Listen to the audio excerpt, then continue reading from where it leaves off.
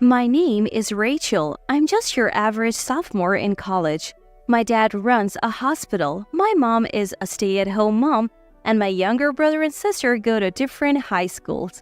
So yeah, we're better off than most families, and I think that's a good thing. But even so, our family dynamics are far from ideal. I'll be home late again today. My dad says this as he grabs his bag and puts on his shoes. My mom replies, watching him go, "All right, be careful." But dad leaves without even looking at mom's face. This scene has become so routine that none of us, my siblings or me, feel anything anymore. Dad, who seems to live for his work, rarely pays attention to home life. He hardly ever attended school events when I was younger, so we have all kind of given up on him. And I think his attitude has been hard on Mom. "Mom, I'm heading out too." "Okay, be careful." Yeah, I leave the house as usual. And once I'm out, I feel a slight sense of relief. I'm aware that I might start treating Mom coldly, just like Dad does, especially since Mom tends to worry about me a bit too much. I never felt this way in middle or high school, but since starting college, I've noticed it more. If I'm a bit late coming home from club activities or dinner with friends, or if she can't reach me while I'm at work, she becomes hysterical and blames me. It seems a bit excessive, but maybe Dad's coldness is the reason she's like this, and then one day, tragedy struck our family. "Oh, doctor, are you okay? Hold on." Dad collapsed suddenly at work. He was examined immediately and had to be admitted to his own hospital. Apparently, it was a temporary episode caused by overwork. Thankfully, with proper rest, he'll be fine. Seeing Dad lying there with his eyes closed, I felt a bit scared. It's not that I didn't believe the attending physician. I understood the diagnosis because Dad is always busy. As we all knew, he was too busy even to look at us. Our family should have known that. But still, when a family member collapses, it's natural to worry. And I think Mom felt the same way. She's been going to the hospital every night since Dad collapsed. Oh, Rachel, you're home early today. Yeah, one of my classes got cancelled. I see, your dad was awake just a moment ago, but he's asleep again. Mom says this with a gentle look on her face, but I can see she's clearly exhausted. No wonder with all the housework and hospital visits. Why don't you go home and rest, Mom? I can stay with Dad. We have leftovers for dinner, so you don't have to worry about that. When I say this, Mom looks a bit surprised and then nods in agreement. Really? Then maybe I will. Thank you. As she says this, Mom stands up from her chair and reaches for the door to leave the hospital room. But before opening it, she turns back to me and says, "Rachel, make sure you come home before it gets too late." "Okay, I will." With a slight smile, Mom nods and quickly opens the door so as not to wake Dad, then leaves the room. Mom's really tired, isn't she? I murmur to myself as I sit in the chair Mom was just in, looking at Dad's sleeping face. I never knew he looked like this when he sleeps. But that's understandable. I have never known any other version of Dad than the workaholic who's always busy. When I get home, surprisingly, my sister Natalie is already there. "Hey sis, you just got home?" "Yeah, what about you, Natalie? No club activities today?" "Nope, we had a practice match yesterday, so dinner or shower first?" Natalie asks, twirling around in her petite frame. Seeing my cute sister, I feel a bit relieved and say with a small smile, "Let's go with dinner first. Have you eaten yet?"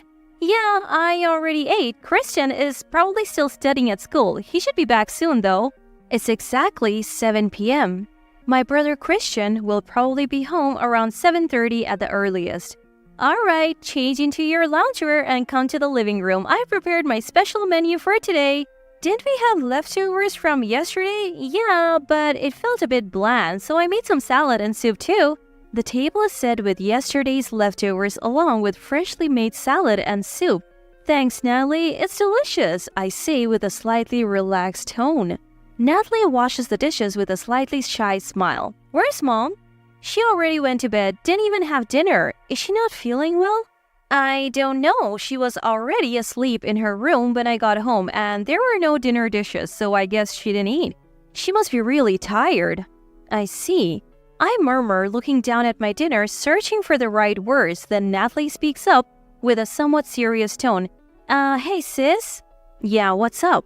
Don't you think mom's been acting a bit strange lately? Do you think so? As I'm about to continue, Natalie, who has finished washing the dishes, sits down and says, she is visiting dad way too much. I get that she's worried, but he collapsed from overwork. She doesn't have to go every day. Isn't that a bit excessive? Well, that's just mom being overly concerned, I start to say, searching for the right words to follow, but Natalie interrupts. Also, I accidentally saw what was in mom's bag when she was going to visit dad the other day, and guess what I found? She places something on the table that she took out of her pocket. What is this? A few days later, after my college classes are all done, my mobile phone rings. It's mom's number on the display. Hello, what's up? Rachel? Mom? What do I do? He is... With a shaky voice, as if she's on the verge of hyperventilating, mom tells me that dad has passed away. Upon hearing this, I cancel all my plans and head to the hospital. When I arrive, I go to the room where dad had been sleeping and open the door. Inside, the attending physician, the nurse in charge, and mom are all looking down at dad, who has his eyes closed. Noticing me, the attending physician speaks up.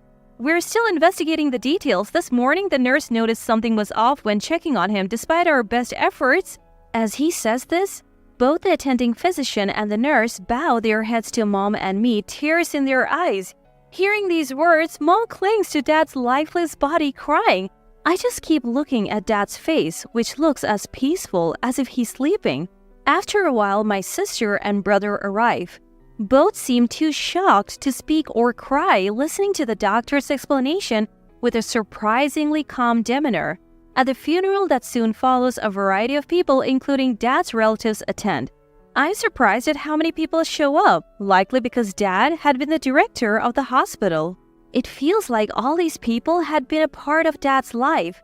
Sometime after the funeral, several of dad's colleagues, a lawyer, and some relatives visit our home to discuss the inheritance.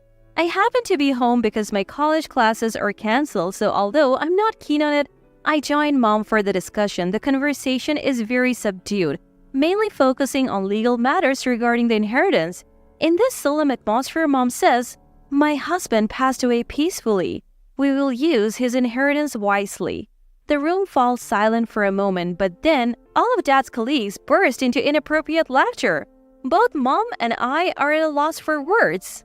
After the laughter, one of the colleagues says, "I apologize for the laughter. It's just that what you said was so absurd, it made me laugh in indignation." What? So you actually believe you're entitled to his inheritance? That's what was so funny.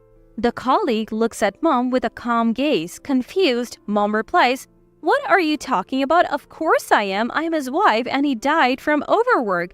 As she says this, mom glares at him, but then the colleague says, "You're quite the actress, aren't you?" "What do you mean?" Another colleague speaks up in response to mom's question. "What I'm saying is exactly what it sounds like, ma'am. Did you think we wouldn't notice?" "What?" "Be honest. What did you put in his IV?" Mom is at a loss for words. "An abnormal amount of sugar and salt were found in his body. It's a life-threatening amount if ingested all at once. And if it was administered through an IV, it would be absorbed even faster." The colleague then takes a sports drink bottle out of his bag and places it on the table. "What's that?" "This is a sports drink available in our hospital's vending machine. We compared its ingredients to what was found in his body and they almost completely match." "Are you saying I put this in my husband's IV?" "That's exactly what I'm saying." At this point, mom raises her voice hysterically. "Don't be ridiculous. Do you have any proof that I did such a thing?" "We do have proof." The colleague places a plastic syringe next to the bottle. "Huh?" This syringe was found in the waiting room's trash can, along with the bottle, on the morning he passed away. But we, medical professionals, would never dispose of a used syringe in a regular trash can. He glares at mom and continues, "Your fingerprints and the sport drink's ingredients were found on the syringe, and your fingerprints were also found on his IV. So you definitely tampered with it." As they said this, I stared at mom. Mom can't say anything in response. Her silence is an admission of guilt. That day, Mom is taken away by the police. A few days later, I visit someone. Rachel, are you sure about this? Yes, thank you for everything. I bowed deeply to the colleague. I was the one who tipped him off about the syringe. He had carefully investigated everything after the funeral. If it weren't for the janitor telling me about the syringe, I wouldn't have known either, but I feel guilty for taking your mother away from you. It's okay. The mom at that time was no longer our mom. I bow again. I could only think of Mom, who had shed fake tears at the funeral, as a stranger now. Later, I visited Mom once to ask her why she did it. Then Mom, it's obvious. If everything had gone as planned, all his inheritance would have been mine. I have been enduring and pretending all this time. Muttering to herself, Mom was clearly unhinged. Seeing her like this confirmed that her tears, words, and actions had all been lies. I realized she could never be part of the family again. Now, my siblings and I are living with our paternal grandfather. I hope to have a real family this time.